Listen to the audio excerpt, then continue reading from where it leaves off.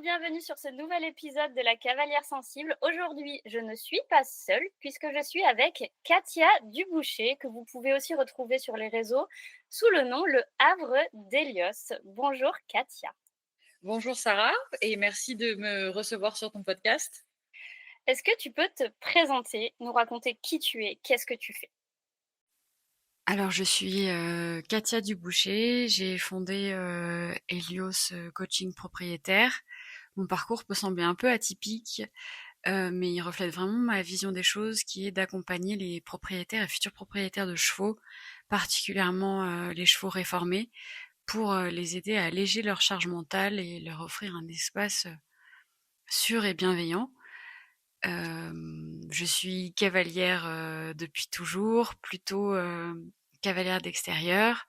Je suis formée en comportement équin.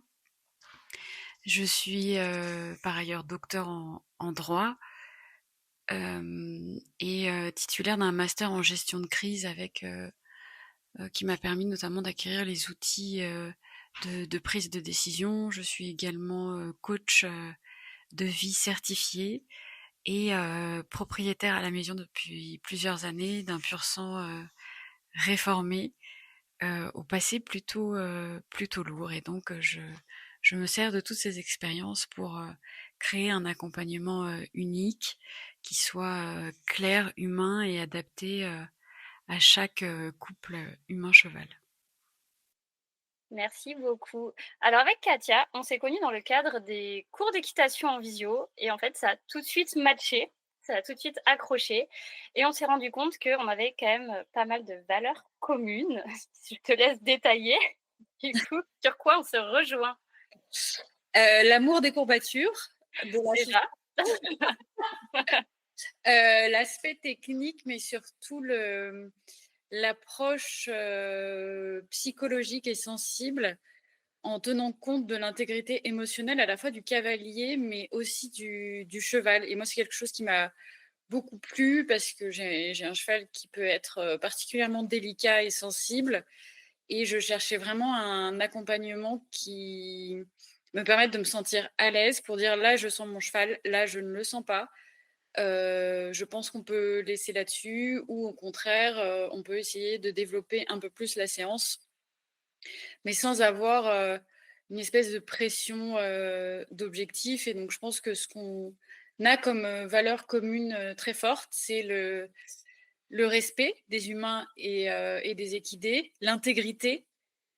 Hem Et aussi une, profonde, ouverture d'esprit et bienveillance qui nous permet, d'avoir des échanges, quotidiens, particulièrement longs, la plupart du temps constructifs. Non mais je suis tout à fait d'accord avec toi et c'est vrai que, ce qui nous rapproche aussi, c'est que voilà, il y a beaucoup de choses qui nous hérissent le poil, qu'on peut voir notamment sur les réseaux sociaux. Et pas que d'ailleurs, hein, dans le milieu du cheval et notamment tout ce qui est, bah, la culpabilisation qui est récurrente et qui est, extrêmement présente sur les cavaliers et cavalières, on va pas se mentir, c'est beaucoup les cavalières et aussi sur les propriétaires et cette pression-là, qui amène à énormément de charge mentale, c'est ce qui nous a amené à faire cet épisode de podcast aujourd'hui parce qu'on avait vraiment envie de parler de la charge mentale des propriétaires et des cavalières. Oui, bah, c'est vrai que, c'est assez compliqué aujourd'hui, c'est pour ça que moi j'ai fait appel à toi, pour, des cours en visio, de trouver, une approche qui soit à la fois, technique pour progresser, qui respecte le cavalier et le cheval, sans tomber non plus dans des dogmes et avec, des pensées, extrêmement, radicales et manichéennes avec, «Je suis pour, telle chose, je suis contre, telle chose, il faut faire, comme ci, il faut faire comme ça». Alors que chaque individu, chaque humain, chaque cavalière, mais aussi, chaque cheval a son passé, a, forcément son caractère particulier. Et du coup, c'est important d'adapter son discours et son accompagnement à ces 2 individus. Or, aujourd'hui, comme tu l'as très bien dit, que ce soit sur les réseaux, ou ailleurs, on est vraiment confronté à énormément d'injonctions. Internet nous a permis d'avoir accès à une source énorme d'informations. Mais c'est une source d'informations qui devient tellement énorme que ça perd énormément de cavaliers et de propriétaires qui veulent juste bien faire, mais qui savent plus où est ce bien faire et qui sont aussi confrontés à des injonctions paradoxales et parfois assez violentes. Et je trouve que ce qu'on oublie dans le monde du cheval, particulièrement pour les cavalières propriétaires, c'est que on est des amateurs. Et de base, on fait ça par passion. Et on essaye toutes et tous de mieux faire en partant de là où on est. Et les jugements hâtifs et le fait de balancer des noms et des vidéos de personnes en particulier pour les pointer du doigt, je ne suis pas sûre que ce soit ça qui fasse avancer le milieu équestre. Et ça ne fait que rajouter à la charge mentale. La charge mentale qui est en fait un poids qui pèse souvent sur les femmes, comme de par hasard. On n'en avait pas assez. Et c'est en fait une pression, notamment sur les tâches de la vie quotidienne et sur la charge éducative. Ça peut donc complètement se transférer, ce concept, aux propriétaires d'équidés qui se retrouvent à gérer tout l'environnement de leurs chevaux, mais aussi leur éducation. Et si on prend ton exemple à toi, parce que tu as quand même ton cheval chez Oui, toi, donc tu es oui, propriétaire d'un cheval qui a quand même un lourd passif oui. que tu gères seul, son lourd passif et son quotidien. Et cette charge mentale, comment elle se présente à toi dans le quotidien? Alors, j'ai eu différentes phases qui m'ont amenée à l'avoir à la maison. D'abord, voulu l'avoir en pension. J'ai testé plusieurs sortes de pensions, mais qui soit ne me convenaient pas, soit ne convenaient pas à mon cheval qui a des grosses séquelles de son passé dans le monde des courses et qui notamment tique à l'appui. C'est comme ça qu'on s'est dit avec mon mari que ce serait mieux de l'avoir à la maison pour pouvoir gérer l'intégralité de son environnement. Parce que quand on parlait des injonctions, bien sûr que je veux les 3 F pour mon cheval et respecter ses 5 libertés. Malgré tout, j'ai un cheval de sport qui perd extrêmement vite de l'état, qui est très, très, très stressé par l'accès à la nourriture, qui en devenait agressif et qui a donc des besoins spécifiques. Et typiquement, sur le papier, j'aurais voulu que mon cheval soit dehors H24. La réalité, c'est qu'il rentre dans sa grande stabulation le soir et ça lui fait particulièrement du bien et il demande à rentrer. Et la charge mentale, elle est grande quand on a son cheval en pension parce qu'il faut avoir une pension dans laquelle on peut avoir confiance et un gestionnaire dans lequel on peut avoir confiance, ce qui n'est pas malheureusement tout le temps le cas. Et la charge mentale passe à un niveau supérieur, on passe d'apprenti à Jedi, quand on a son cheval à la maison, puisque là, on devient l'esclave de son cheval. Et le temps qu'on passait avant à faire du brooding, des gratouilles ou à monter, on le passe d'abord en fait à gérer son cheval, l'environnement, et on est entièrement responsable de son cheval. Donc, c'est-à-dire que s'il y a une urgence vétérinaire, c'est à moi de savoir si je dois appeler le vétérinaire ou pas. Potentiellement, s'il faut faire une injection avant que le vétérinaire arrive, c'est moi qui vais la faire.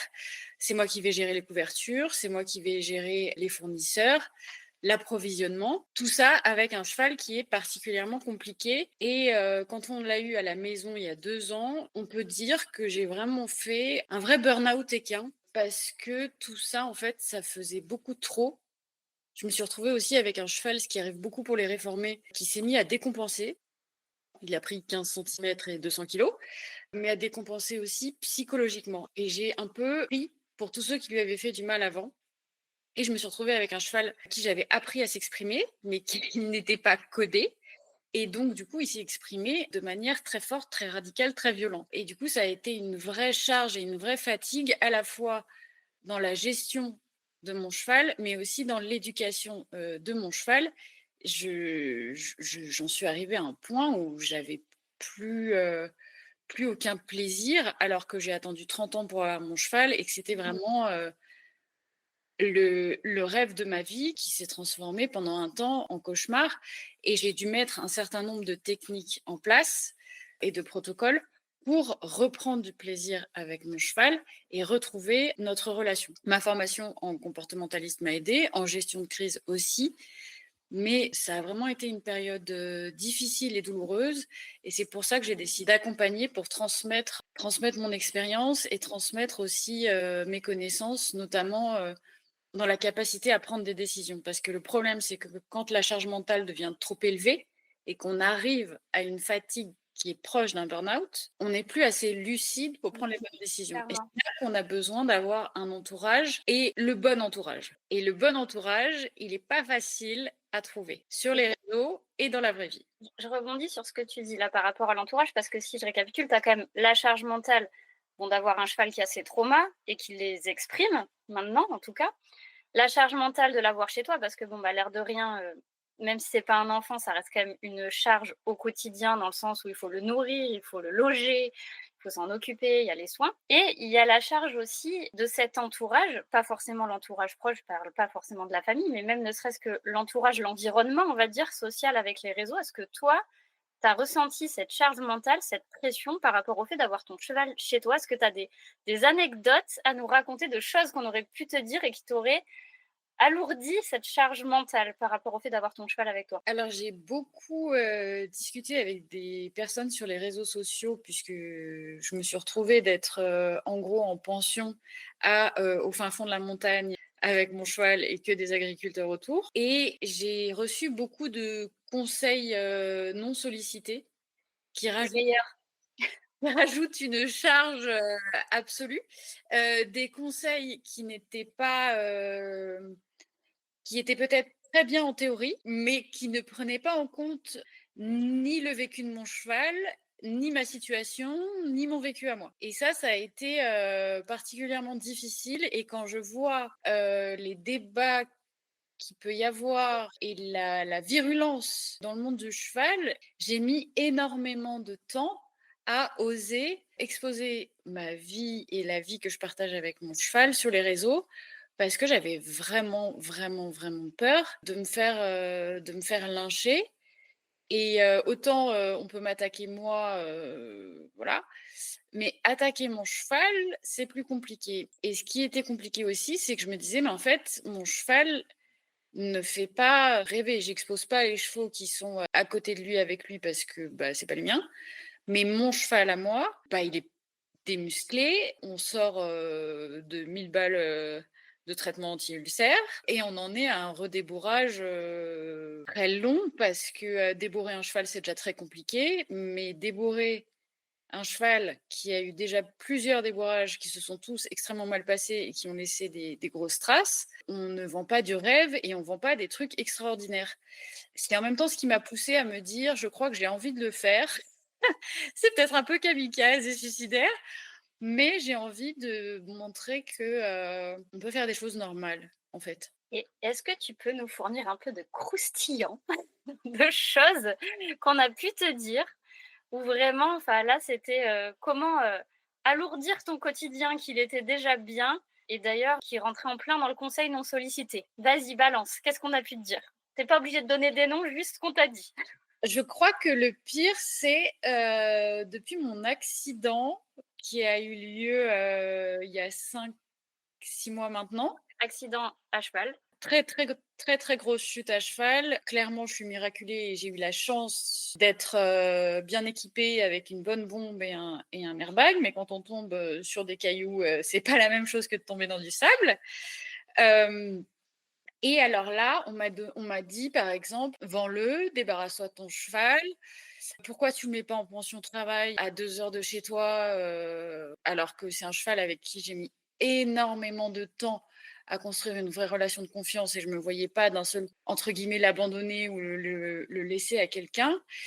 Et il y a un sujet qui me tient particulièrement à cœur et c'est pour ça aussi que je veux lancer mon accompagnement. C'est tout les conseils très new age, développement personnel, moi j'appelle ça la bienveillance pour les Teletubbies. J'aime beaucoup, très jolie très jolie expression. Je ne suis pas Tinky Winky et en fait, je ne vois toujours pas où est le cadeau dans le Dans fait dans le d'être trauma. dans le trauma crânien ni dans les lombaires déplacés, ni dans l'entorse des cervicales, ni dans l'hospitalisation, ni dans les traitements très lourds. Et en fait, on m'a dit que mon cheval communiquait certaines choses par cet accident. Hyper culpabilisant. Je trouve ça horrible de dire ça à quelqu'un qui a eu un accident aussi important, en fait, hein. Ah oui, il fait le choix de remonter, et je sais que c'est un des sujets que tu traites beaucoup, de me remettre à cheval très vite. Parce que j'avais besoin de savoir que je pouvais être à cheval. Et que mon système nerveux n'était pas complètement dérégulé à l'idée d'être sur un cheval. Alors après, j'ai commencé à l'arrêt, tenue par des copines, puis longée tel un galop -10 par mes copines. Mais c'était important pour moi. Et alors là, c'était tu fais n'importe quoi, t'es pas en état. Mais t'es pas en état de personnes qui n'avaient aucune idée de mon état, justement, en fait, Oui, que ce soit psychologique ou physique. Et les seules personnes que j'ai écoutées, c'est mes médecins. tu as Mais écouté tes médecins. à peu près, comme Est-ce n'importe. que est-ce que tu as le droit de monter aujourd'hui? Oui, mais sûrement parce que ma généraliste ne sait pas ce que c'est que de monter à cheval. C'était un Mais petit oui. j'écoute mes médecins comme n'importe quelle cavalière. Oui, tout à fait. Mais je vois ce que tu veux dire. Moi aussi, je l'écoute très bien. Mais en fait, voilà, ça m'a fait extrêmement peur parce qu'il y avait, en fait, c'est cette tendance à culpabiliser en disant: «Il faut que tu fasses ci, il faut que tu fasses ça», venant en plus de personnes qui se décrètent professionnelles, alors que pour moi, la base d'un professionnel, c'est d'être capable de connaître ses propres limites et typiquement de ne pas donner de conseils et encore moins d'injonctions quand on ne connaît pas le contexte. Et la deuxième chose, c'est la négation des émotions. Et c'est pour ça aussi que j'ai fait appel à toi, parce que le truc de dire, «Tu ne dois pas culpabiliser, tu es responsable, il ne faut, absolument pas, que tu, aies peur à cheval, Oui. il faut que tu remercies ton cheval pour le cadeau de t'avoir explosé par terre comme une grosse crêpe, il faut que tu écoutes, le message qu'il a à te dire, parce qu'il t'a dit non». C'est C'est affreux vraiment cette négation des émotions du cavalier, puisque au final, enfin, quand bien même les professionnels qui proposent ça ont un résultat, on va dire immédiat, on sait que c'est pas durable dans le temps, des choses comme ça. Ça peut pas durer, ça peut pas fonctionner. Il y a un moment où il y a un trauma qui va ressortir, où il y a la culpabilité qui va ressortir. Ça peut pas être durable quelque chose comme ça. Et pire que ça, je trouve que c'est contre l'animal, alors que ça vient souvent de personnes qui se disent très, dans le bien-être animal, mais qui vont te dire: «Ton cheval est ton miroir, si tu ressens ça, ton cheval va réagir comme ça. Si tu étais stressé, si tu es stressé, ton cheval va être stressé. Si tu enfin, mon cheval, je le considère comme un être vivant à part entière, qui parfois me dit, bip, heu, plus ou moins fort, et on apprend à coder ça pour que ça se passe de la manière la plus fine possible. Mais je trouve que c'est hyper réducteur de dire que mon cheval est mon miroir et que si mon cheval agit de telle ou telle manière, c'est à cause de moi. C'est hyper culpabilisant pour moi, mais c'est aussi nier les émotions et la vie propre de mon cheval. Et je trouve ça fou que ça vienne de personnes qui sont soi-disant à fond dans le bien-être animal. Alors que pour moi, un animal, on le traite bien à partir du moment où, un, effectivement, on est au courant de toute la théorie sur les besoins de son espèce, Mmh et mh. deux, on est capable d'adapter cette théorie à l'individu qu'on a en face de nous. Et je rebondis vraiment sur ce que tu dis parce que pour le coup, moi je suis professionnelle, je suis aussi propriétaire d'un cheval et cet aspect-là de ton cheval miroir, j'allais dire non, non, non, c'est très réducteur et c'est un peu, pas gentil de le dire comme ça, mais on le sait, voilà, le cheval est un être sensible. Quand on a des émotions fortes, ça peut et ça va d'ailleurs l'impacter. Mais j'étais tellement dans ces injonctions-là que je me suis complètement perdue avec mon cheval et c'est vrai que bon, j'en ai pas forcément trop parlé sur les réseaux parce que j'en avais pas envie, parce que c'était une période très compliquée cette année avec mon cheval. Mais ça passait plus du tout, à tel point que mon cheval était devenu dangereux et que je passais mon temps à me remettre en question sur le: «OK, c'est peut-être toi qui vas pas bien, donc du coup, c'est pour ça que ton cheval ne va pas bien. Tu as vécu une période difficile, tu as changé ton cheval d'écurie. Ce changement d'écurie a été un chamboulement pour toi, du coup, ça a été un chamboulement pour lui» et en fait, je retranscrivais tout le temps en me disant: «Non, s'il va pas bien, c'est parce que je vais pas bien». J'ai essayé de faire le travail sur moi jusqu'à ce qu'à un moment, je me dise: «Attends, aujourd'hui, tu vas très bien, tu te l'es pris sur la tronche, c'était dangereux et ça fait quand même plusieurs fois que c'est comme ça alors que tu vas bien». Et là, je me suis dit: «Attends, j'ai mes émotions qui peuvent l'impacter, mais il a ses émotions à lui et Mm. c'est pas les miennes». Et je me suis retrouvée vraiment avec, cette charge mentale pendant un long, long moment de me dire: «OK, il faut que je travaille sur moi et pas sur mon cheval parce que tout le monde dit ça».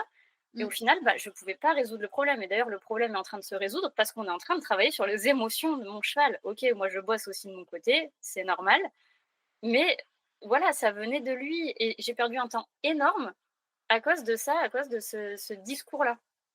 Ouais, puis je pense que tu as pas perdu que du temps. Enfin, c'est aussi, De l'argent aussi, beaucoup, on est d'accord? de l'argent, Oui, de l'énergie et en fait, c'est ce cercle vicieux que moi j'essaye de couper en proposant cet accompagnement, qui est de dire en fait, ton cheval va pas bien, du coup on te culpabilise, du coup tu te culpabilises, du coup tu te surcharges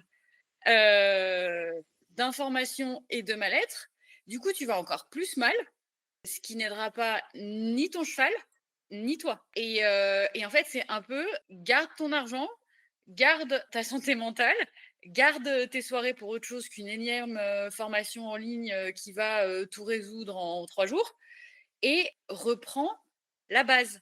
Et c'est là où l'entourage est particulièrement important et où c'est important de faire appel parfois à des professionnels parce qu'ils ont un regard extérieur. Parce que les conseils des copines, ça peut marcher sur plein de trucs, notamment sur est-ce que ce tapis est assorti avec la robe de mon cheval.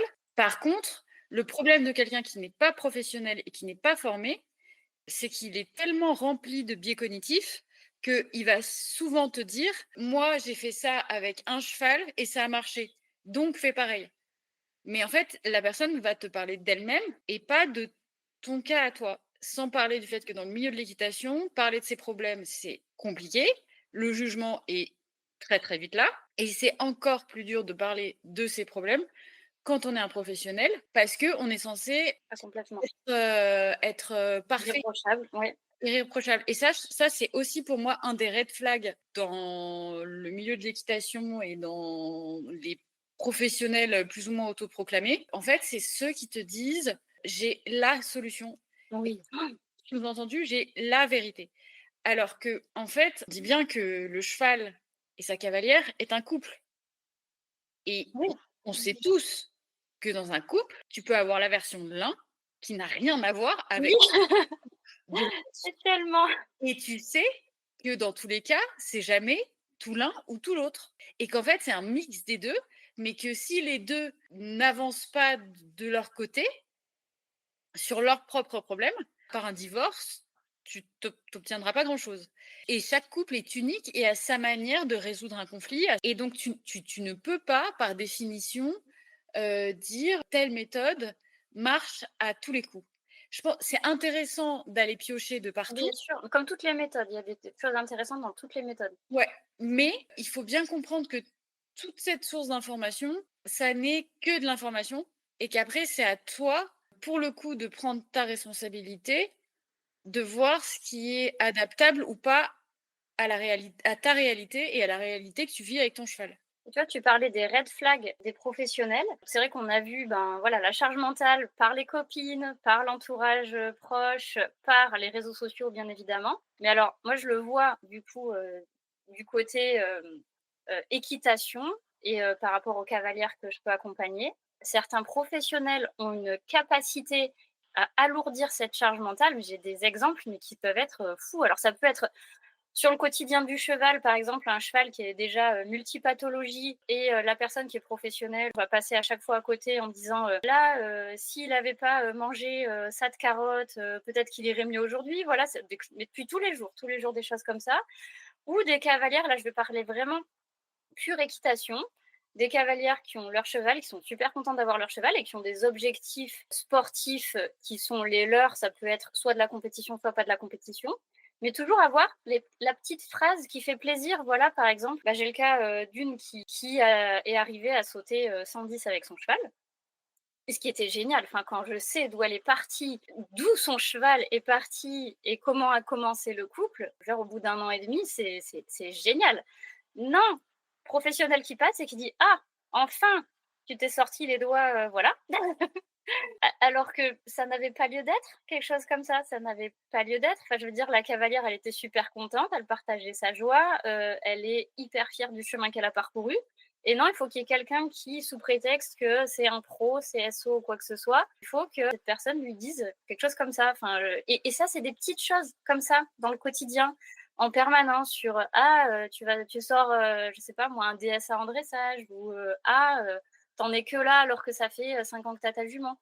Mmh. Qu'est-ce que ça peut faire en fait? Ça, c'est vraiment une charge mentale dans le quotidien, dans l'équitation des cavalières que je trouve assez horrible en fait, parce qu'elles viennent là, comme tu disais, elles sont amatrices pour se faire plaisir et Mmh. elles sont pas dans un objectif de. Alors, elles peuvent être dans un objectif de compétition, mais pas dans un objectif de performance et de revente de quoi que ce soit. Donc, j'aimerais bien qu'on les laisse se faire plaisir un petit peu avec leurs propres objectifs. Mais je te rejoins totalement et c'est aussi des remarques qu'on peut avoir en tant que propriétaire et c'est là aussi où c'est important parfois d'avoir quelqu'un qui te permet, de t'aiguiller entre différents professionnels parce que tu peux avoir, les mêmes remarques «Ah ouais, mais tu es pas pieds nus?»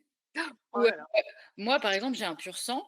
Enfin, il y a un vrai racisme autour des pur sang et pour le coup, mon pur sang Osons le dire. mais oui, pour le coup, mon pur sang est pieds nus, mais je suis passée pour une folle furieuse de le mettre pieds nus et moi, j'étais en mode: «Bah, s'il a besoin de faire, on le fait. S'il a pas besoin de faire, on le fait pas» Ce qu'on et appelle la nuance en fait, hein. mais tout à fait et puis l'adaptation aux besoins de l'individu et on m'a dit que j'étais irresponsable, que j'allais flinguer mon cheval, que enfin et et voilà et je Je passe. pense pas que c'est des mots tout à fait mesurés d'ailleurs pour te parler d'une situation qui est quand même pas si grave si on y réfléchit, hein. Bah, après, oui, il y a des catastrophes dans les gens qui les passent pieds nus, mais parce qu'ils prennent pas le temps, parce qu'ils sont mal entourés, Oui, qu'ils laissent pas le temps au cheval. Mais comme, ferrer un cheval, a priori, c'est quand même physiologiquement pas ce qu'il y a de plus fou. Après, s'il a des pathologies et qu'il en a besoin, oui, puis tu l'as dit toi-même, tu as dit: «Si vraiment ça passe pas, je referrai».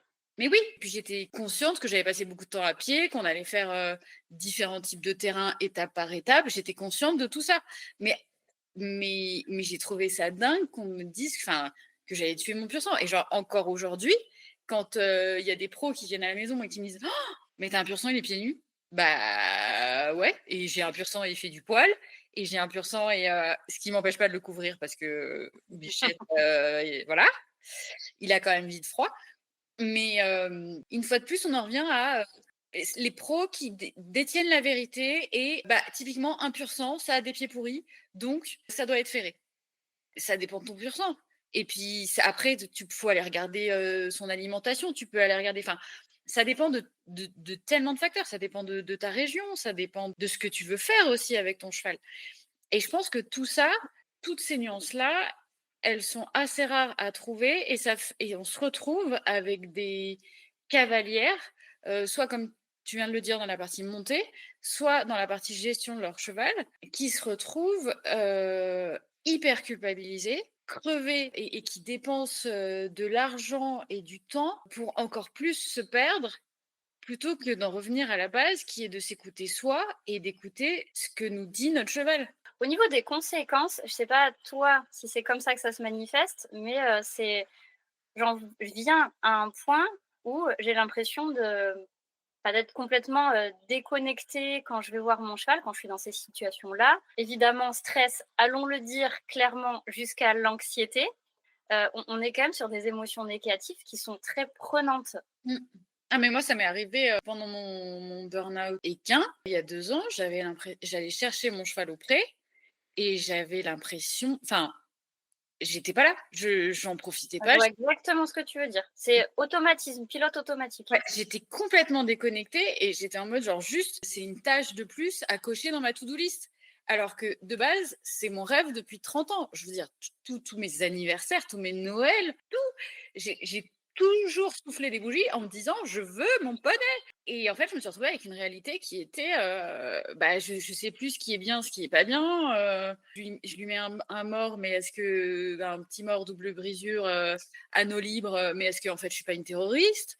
Hem, je veux le mettre pieds nus, mais est-ce que je vais pas lui flinguer les pieds? Des milliards de questions comme ça qui rendent, la vie compliquée et quand en plus on a un cheval qui a un émotionnel et un passif qui est compliqué, on peut ne plus prendre de plaisir, mais à un point où en fait, on lui laisse plus de place dans le sens où on se reconnecte même plus à lui parce que nous-mêmes, on est tellement à côté de nos pompes qu'on est incapable de se connecter à notre cheval. Et c'est un peu la métaphore de tu es dans un avion qui est en train de se crasher. Si tu veux sauver ton voisin, si tu mets pas d'abord ton masque à oxygène sur toi, tu pourras pas sauver ton voisin. Et en fait, si toi, tu respires pas, pour le coup, et que toi, t'es pas présente, demande pas à ton cheval de dresser Saint-Georges et d'être présent à ta place. Il le fera pas. Ah non, mais ça par contre, c'est sûr et certain. Et tu vois, je m'en suis rendu compte quand même qu'à un moment, il fallait moi, que je trouve aussi une solution pour moi, Mmh. outre le fait que mon cheval avait ses propres problèmes. Mais comme tu dis, il fallait déjà que je mette mon masque à oxygène. Mais voilà, j'ai tenté des trucs, je me suis dit: «Allez, tente, des exercices de respiration», bah, comme tout le monde, a tendance à faire. De la méditation, je me suis même téléchargé des applis et tout. Et aussi Mmh. fou que ça puisse petit bambou, oui, aussi fou que ça puisse paraître, parce que je parle beaucoup de gestion des émotions et que je travaille énormément sur ce sujet-là. Moi, la méditation, je suis pas bonne. Je sais pas, j'ai pas la patience, il y a un truc qui va pas, je me sens pas, c'est pas pour moi, j'ai l'impression en fait, je me connecte pas au truc. Et du coup, je sais que toi, tu peux nous proposer quelque chose. Tu parlais tout à l'heure d'être complètement déconnecté quand tu vas chercher ton cheval au pré. Oui. Est-ce que tu peux, nous en dire un petit peu plus? Alors, je comprends tout à fait ce que tu dis sur, la méditation. Pour avoir discuté avec toi, je sais que tu penses aussi du yoga. Moi, je suis très yoga et méditation, mais je comprends, totalement que ce soit pas fait pour tout le monde. Déjà parce que quand on est dans une période vraiment de stress intense, voire d'anxiété, nous demander de rester assis sans bouger, les yeux fermés pendant une demi heure, genre, à part augmenter ta crise d'angoisse, ça va rien faire de plus. Exactement. Et surtout, ce qui peut manquer, c'est l'approche concrète et on en revient à finalement, tout ce qu'on dit depuis le départ dans notre podcast, dans le fait d'avoir une approche qui est personnalisée et qu'on te parle de ce qui t'intéresse toi. Et de ce qu'on vit.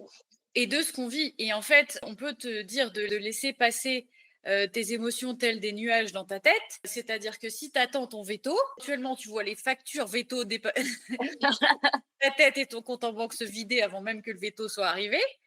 Mais ça répond pas à la situation concrète que tu es en train de vivre.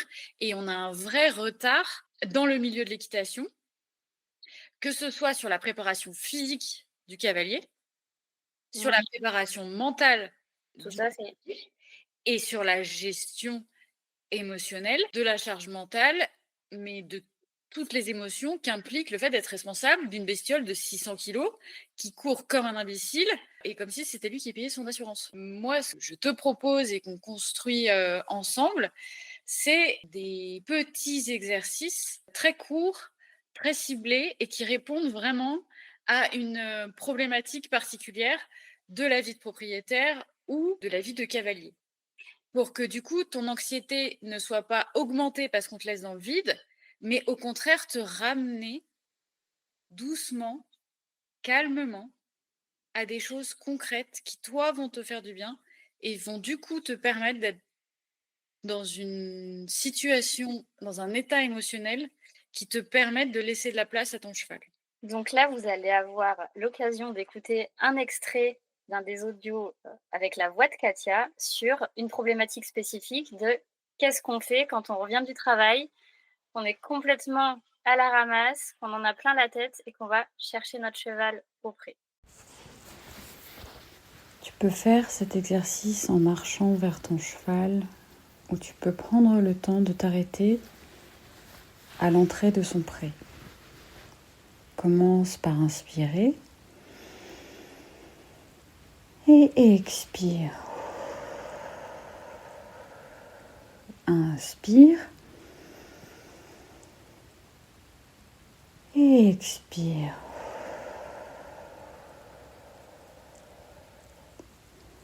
Quand tu expires, pense à te connecter à tes pieds en contact avec le sol. Enracine-toi. Sens ta présence. Quel que soit le moment de la journée, quelles que soient tes émotions, tu es en sécurité. ici et maintenant. Inspire et expire.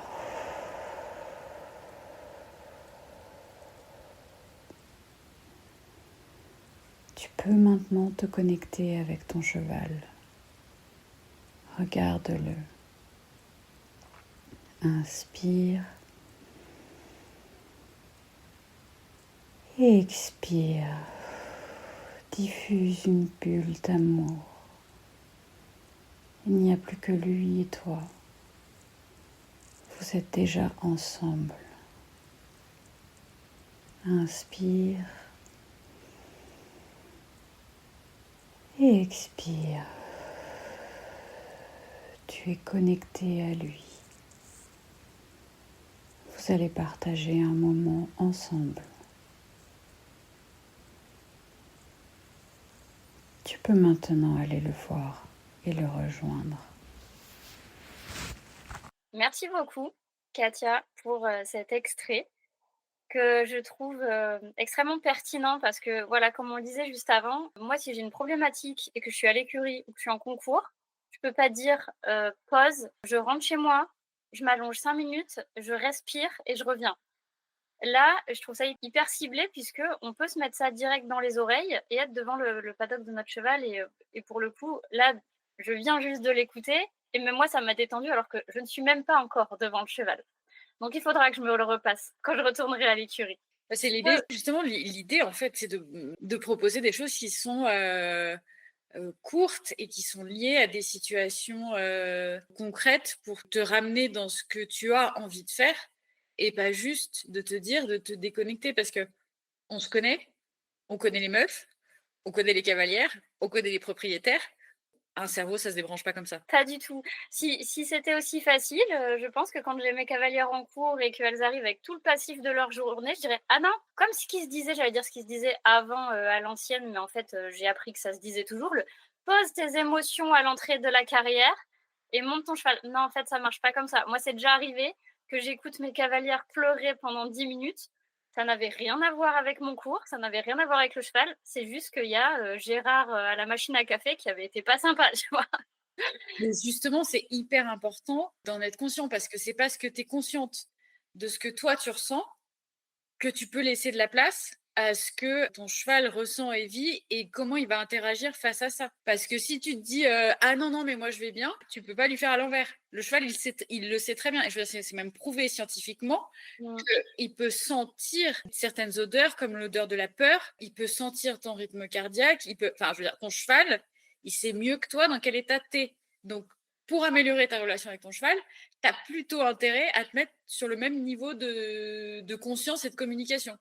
Exactement. Pour revenir, voilà, sur le fait que, bah, par rapport à l'audio là qu'on vient de passer, pour arriver à se reconnecter avant d'aller chercher notre cheval, en sortant du travail ou autre, hein, peu importe. Je trouve, voilà, que c'est un format, un outil qui n'existe pas à l'heure actuelle dans le sens où on n'a rien pour nous aider dans des petits moments comme ça où on se sentirait pas bien dans notre vie de cavalière, dans notre vie de propriétaire. On n'a pas quelque chose à portée de main et c'est là que, j'y viens, pour vous dire quand même qu'on a une surprise pour vous puisque, comme vous le voyez, on aime beaucoup parler avec Katia, mais on aime aussi beaucoup travailler et de cette collaboration va arriver quelque chose pour vous. Donc Katia, je te laisse écouter. Alors l'idée, c'est de vous proposer un peu dans le même style que l'audio, que Sarah, vient de vous passer, une plateforme, en ligne où vous pourrez retrouver plusieurs types, d'audio téléchargeables, pour que vous les ayez tout le temps, avec ou sans connexion internet. Soit, des audios qui sont, à l'unité, soit des packs sur des problématiques particulières.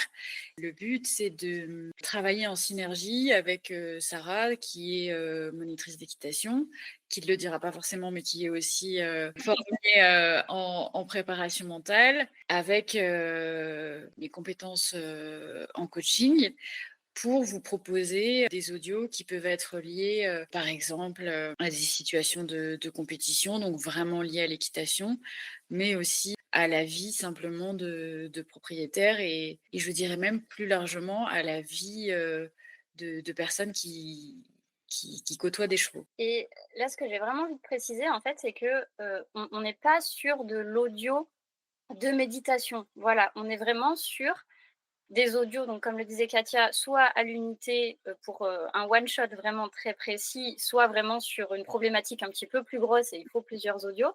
Mais on est sur quelque chose pour résoudre un problème à un instant T. Ça peut être, comme on l'a vu juste avant, et encore celui-ci était très court, ça sera, on va dire, plutôt sur des 5 minutes. Ça peut être effectivement se reconnecter avant d'aller chercher son cheval pour être dans un état émotionnel qui vibre plus avec celui de notre cheval avant de monter. Ça peut être, par exemple, des situations plus de traumatisme suite à des chutes de cheval. Ça peut être sur de la performance sportive aussi, hein, de la résolution de problèmes, on va dire, sur de la performance sportive, sur de la concentration en compétition. Donc voilà, en fait, on veut essayer d'accompagner les cavalières de manière globale, enfin les cavalières et propriétaires d'ailleurs, et dans leur quotidien avec leur cheval, et dans leur équitation, et comme le disait Katia, avec les compétences combinées qu'on peut avoir toutes les deux. Et on ne va pas s'arrêter là, puisque effectivement, vous allez bientôt avoir cette plateforme avec les audios, mais on va vous proposer très prochainement un webinaire qui sera centré sur le sujet de la charge mentale, puisque comme vous l'avez vu, il y a énormément de choses à dire. Là, on vous a raconté beaucoup d'anecdotes, on a beaucoup parlé de ce que nous, on avait vécu, de ce que nos clients avaient vécu, mais on n'a pas forcément parlé de solutions. Et ce webinaire, ça va vraiment être l'occasion d'en parler, de déblayer, de vous proposer des solutions à vous pour mieux vivre cette charge mentale et surtout l'alléger.